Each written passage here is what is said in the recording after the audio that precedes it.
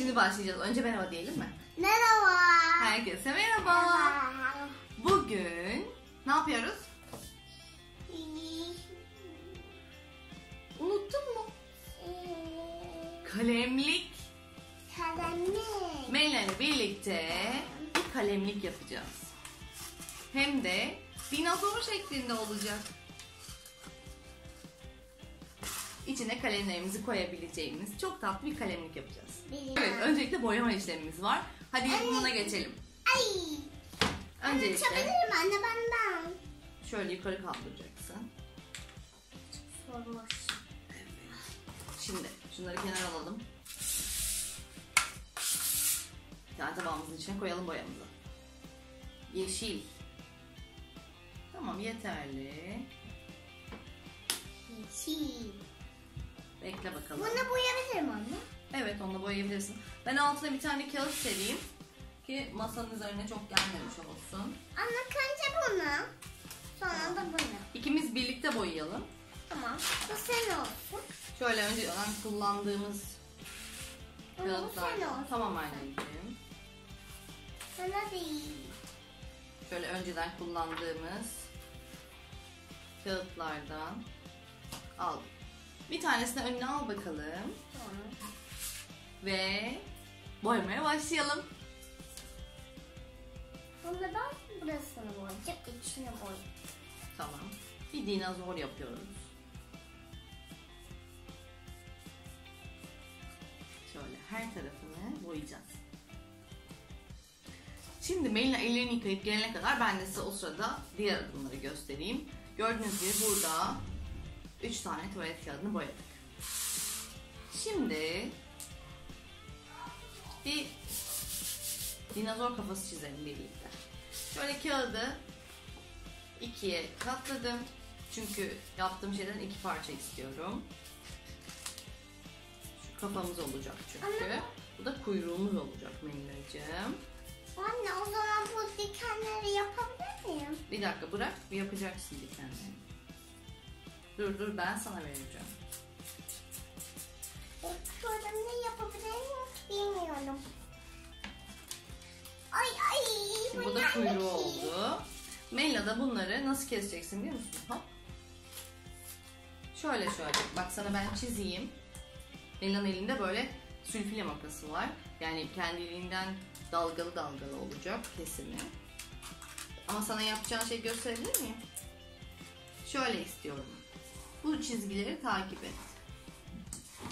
Tamam mı? O çizgileri takip et. Bir tane de ayağı olacak sonuçta, bu hayvanın 2 tane de ayağı var. O da şöyle olacak. Şimdi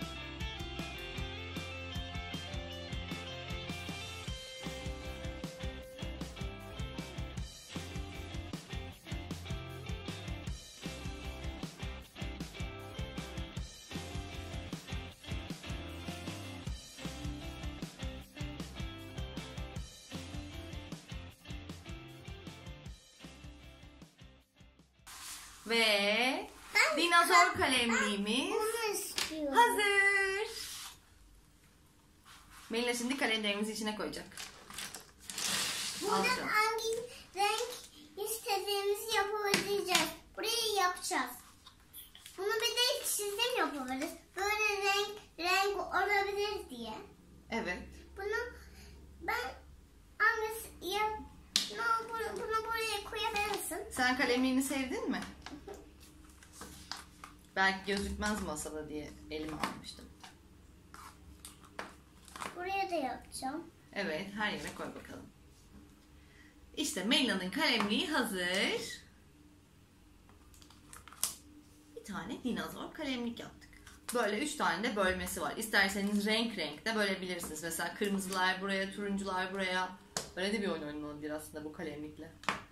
Birazcık da yanlara koy.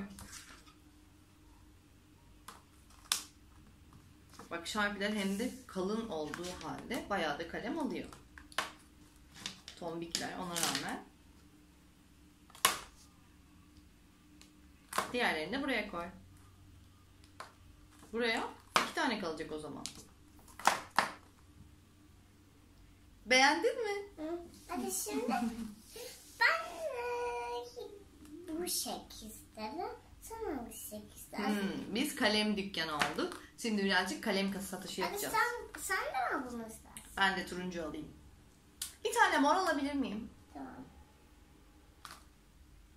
Hı. Ben de İşte dinozor kalemliğimiz bu şekilde. Hatta Melina'yı öpsün dinozor.